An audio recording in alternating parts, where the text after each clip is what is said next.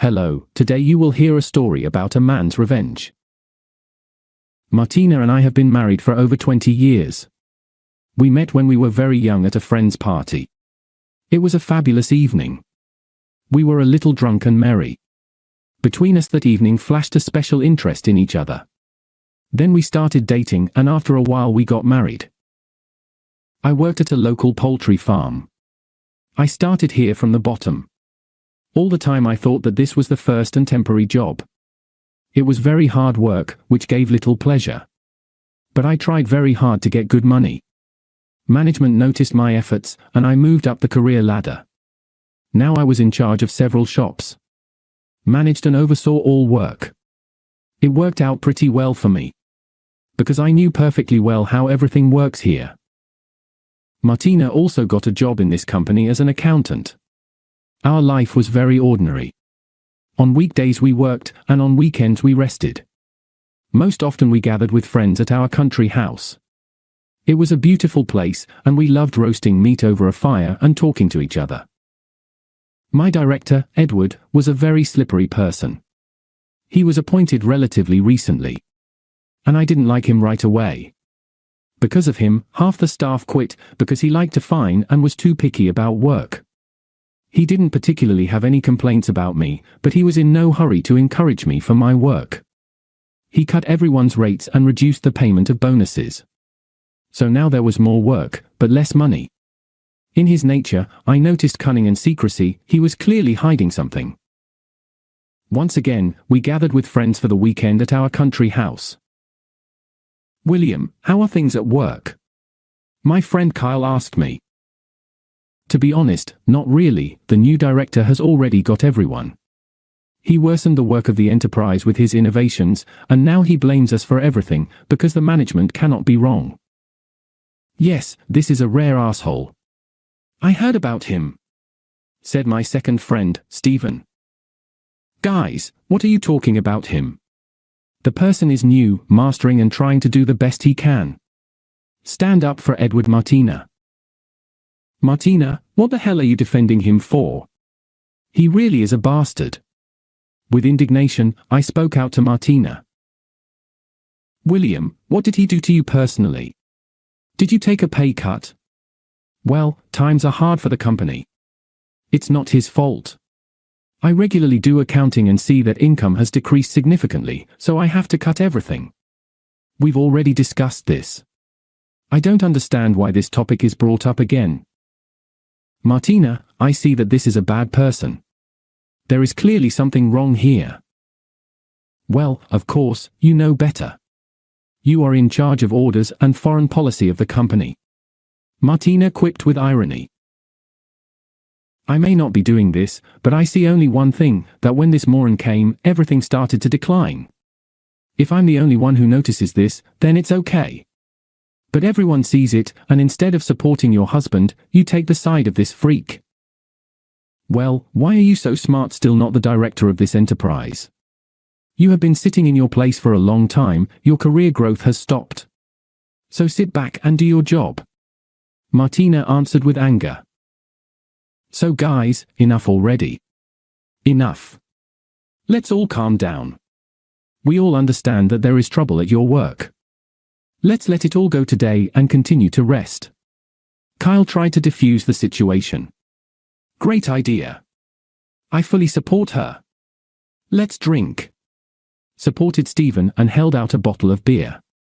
We all bumped into bottles and continued to rest, trying not to bring up this topic. I tried to act like nothing happened. But in fact, Martina's position upset me a lot, and today she simply outdid herself in her statements. For me it was completely incomprehensible. It was getting dark outside, and I walked away with a bottle of beer, leaning against the fence for some alone time. Stephen came up to me. "William, can I stand here with you?" "Yes, sure. Listen, here's the deal. In general, Edward is really an asshole. I completely agree with you. I've been told a lot of bad things about him. Yes, Stephen, I don't understand why Martina is so protective of him." "That's the point, William. I did not want to escalate the situation, but they say about Edward that he is a womanizer with a capital letter. He doesn't miss a single skirt. And Martina is a prominent woman. I'm afraid nothing bad will happen. Are you serious, Stephen? No, I don't believe that Martina is capable of such a thing. She would send Edward to hell. William, I have no doubt about that. Just be careful. I, as your friend, decided to convey this information to you. Just don't tell Martina I told you that. I don't want to be extreme in your dealings. Got you, Stephen? Thanks for the advice. I hardly slept that night. Martina's strange behavior and Stephen's words stuck in my head. And then there's the business trip that Edward sent me on. All this drove me crazy. In the morning I decided to talk to Martina. Baby, I'm sorry, but I still can't understand why you're so protective of Edward. Are you talking about it again? Am I always supposed to agree with you? If you have such an impression of him, then I feel sorry for you. I am very embarrassed by your position. I have a feeling that I'm not your husband, but he... So that's the point.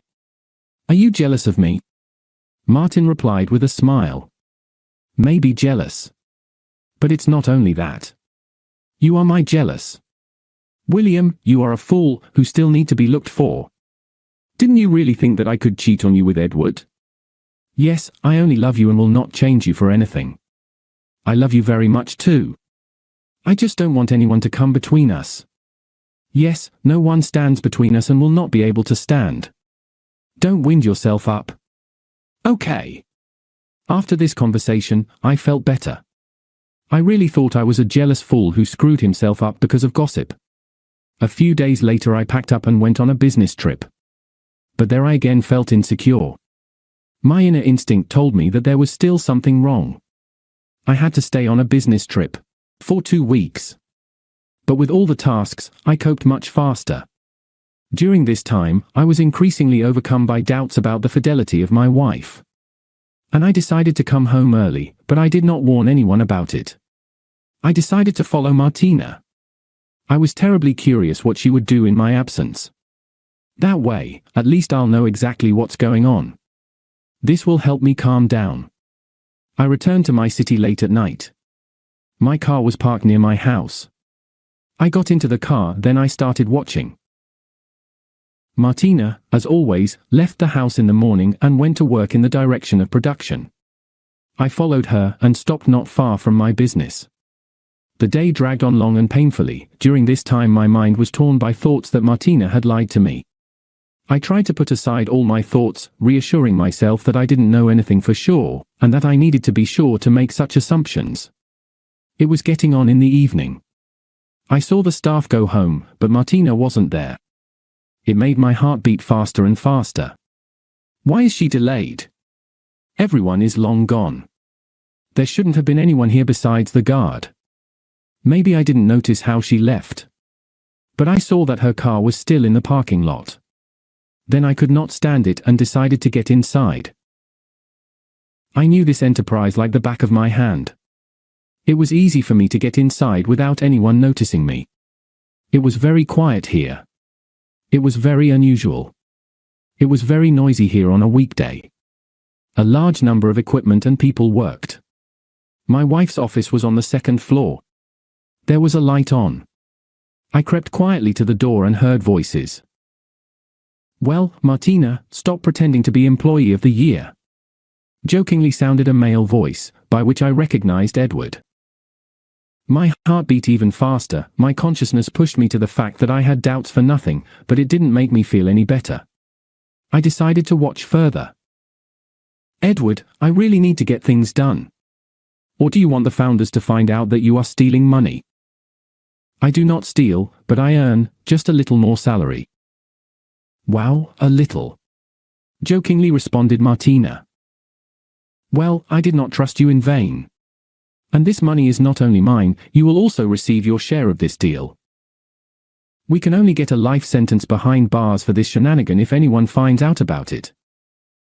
No one will know, Martina, you're smart. It's your idiot husband. How can you just stand it? I do not know. But with him, I'm at peace. It's time for you to get rid of him.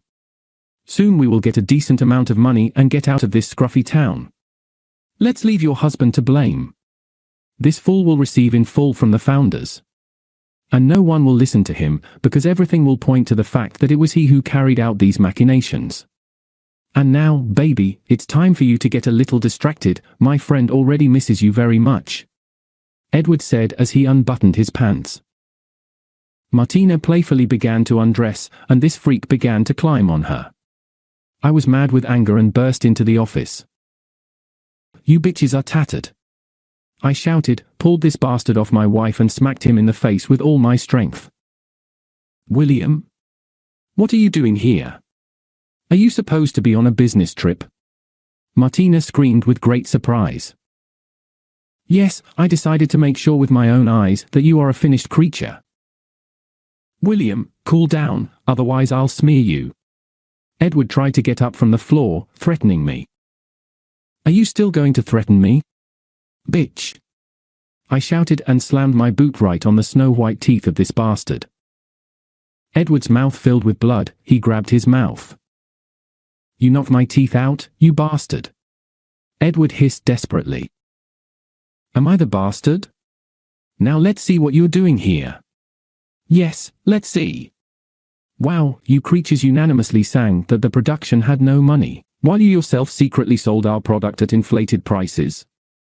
And they hid the difference in their pocket. Now it is clear. You robbed everyone, you vile bastards. Okay, now I'll deal with you." "William, what are you thinking?" Martina asked in a trembling voice. "Shut up, whore. You'll see for yourself soon," I shouted back. I tied these bastards tight and dragged them to the shipping line. Then I moved the crane from above with the remote control and lowered the hook on the cable down. I put these bastards on a hook and lifted them up. They hung upside down. "And you that creatures, understood, that I with you will make?" I shouted with a confused look. "No, William, no, please don't kill." Martin screamed in hysterics. "William, forgive me. Sorry. I will return all the money. And if you want, we will share with you. You will become very rich." Edward tried to talk me into it. At this time, they were hanging right on the water tank. Birds were lowered into this tank upside down, and they were killed by high voltage, which was connected to this tank of water. "I don't want your dirty money. I'll make you freshen up now. Then I will disembowel you like chickens in this enterprise. And it would be better for you to die right away, otherwise you will be hurt further, bastards. And now it's time to start water procedures," I said and pressed the button on the remote control. These bastards began to slowly sink down. They writhed like snakes thrown into hot oil. They were in terrible fear and despair. Every second that brought them closer to their inevitable fate terrified them with inevitability. The poor fellows crapped themselves with fear when they touched the water. The effect of self-hypnosis made me feel a shock of electricity for a second. But not more. I didn't kill them, I cut off the electricity from the tank beforehand, so they just dipped into the water. Then I lifted them above the water and approached them. "So, you bastards. Listen to me carefully. I will leave you your miserable lives. But tomorrow I advise you to stay in the city." I gave the founders and the police all those documents from the office. "I advise you to go to jail voluntarily. And if you try to escape, then pray that the police get to you first, otherwise I will find you and finish what I started." Did I speak clearly? I asked those trembling bastards holding their throats in my hands. They agreed to everything in horror, and I let them go. I gave all the documents to the founders and the police. Those bastards didn't run anywhere, I scared them good. They were put behind bars for a long time. Things went up for me, the founders appointed me the director of this enterprise, and I put everything in order here. A successful revenge, a new position and a solid increase in salary helped to get rid of regrets that for so many years I lived with a lying bitch. Dear listeners, your support is very important to us. If you like our story, please like, comment,